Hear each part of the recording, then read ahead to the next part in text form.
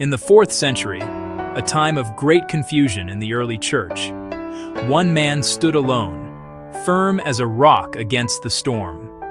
His name was Saint Athanasius of Alexandria, a man of courage, a man of conviction, a man who would rather be exiled from the world than betray the truth of Christ. Born around 296 AD in the great city of Alexandria, Egypt, a place of learning, culture, and deep faith, Athanasius grew up surrounded by both knowledge and conflict. From a young age, his heart burned for God. He studied the Holy Scriptures and sought wisdom from the great monks of the desert, especially Saint Anthony the Great, whose life of holiness deeply inspired him. Years later, Athanasius would write The Life of Saint Anthony, a book that would change countless lives across the Christian world. As a young man, Athanasius became a deacon under Bishop Alexander of Alexandria. He was gifted, sharp in thought, clear in speech, and strong in faith. But the time was dangerous. A powerful new teaching began to spread through the church, a teaching that threatened the very heart of Christianity. It was called Arianism, led by a priest named Arius. Arius taught that Jesus Christ was not truly God, but a created being, higher than man, yet less than the Father. To many it sounded clever, but Athanasius saw the deadly error.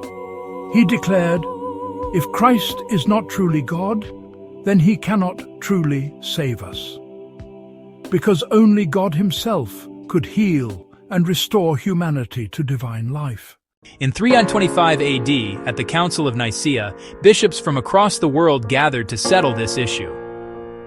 Athanasius, though still young, became a powerful voice for truth. There the church proclaimed that Christ is of one essence with the Father. The words of the Nicene Creed, which we still say today, were shaped by the conviction and clarity of Athanasius. Not long after, Athanasius was chosen to be Patriarch of Alexandria, leader of one of the greatest Christian sees. But his appointment brought not comfort, only greater trials. Those who supported Arius gained power in the empire. They turned emperors against Athanasius, spreading lies and false accusations. He was exiled, not once, not twice, but 5 times. In total, he spent 17 years away from his beloved city. He fled into the desert, hid among monks, and lived among the faithful poor. Yet he never lost hope. The world could exile him from his home, but not from the truth. During those lonely years, Athanasius wrote. He wrote letters, treatises, and books that still shine with divine wisdom. His most famous work, on the Incarnation, explains the great mystery of our faith, that God himself became man to save us. He wrote, "He became what we are, that he might make us what he is." For Athanasius, salvation was not just forgiveness, it was transformation.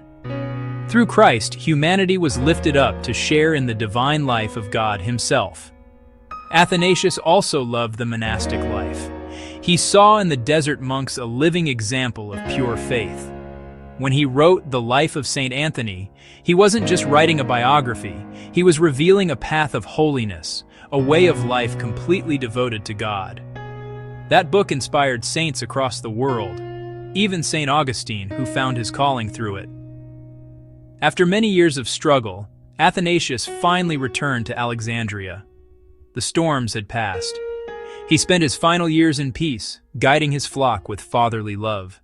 On May 2nd, 373 AD, he fell asleep in the Lord. But his legacy was far from over. Because of him, the church stood firm in the truth of the Incarnation. The world called him Athanasius contra mundum, Athanasius against the world. And yet, through faith, he conquered the world. The life of Saint Athanasius reminds us that truth is not always popular. It is often lonely. But truth never fades. He teaches us to hold fast to our faith even when the world stands against it. To stand for Christ even when it costs us everything. To love God with all our heart, our mind, and our strength. Athanasius did not just defend doctrine. He defended the very heart of the gospel, that God so loved the world, he became one of us, so that we might share his divine life.